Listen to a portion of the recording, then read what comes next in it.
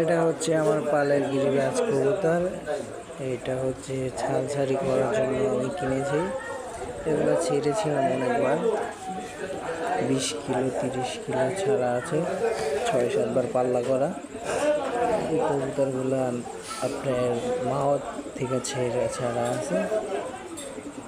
এগুলো হলো হাই খোলার কবুতর। এগুলো হচ্ছে আপনার পাঙ্কি, এগুলো হচ্ছে আমার পাঙ্কি কবুতর।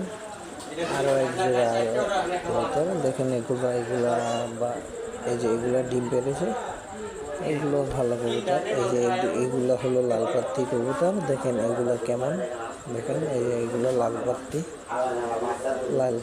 কবুতর, এগুলো ভালো কবুতর। দেখেছেন সবাই। এই যে আরেকটা পাঙ্কি ফ্যাট, এইটা ভালো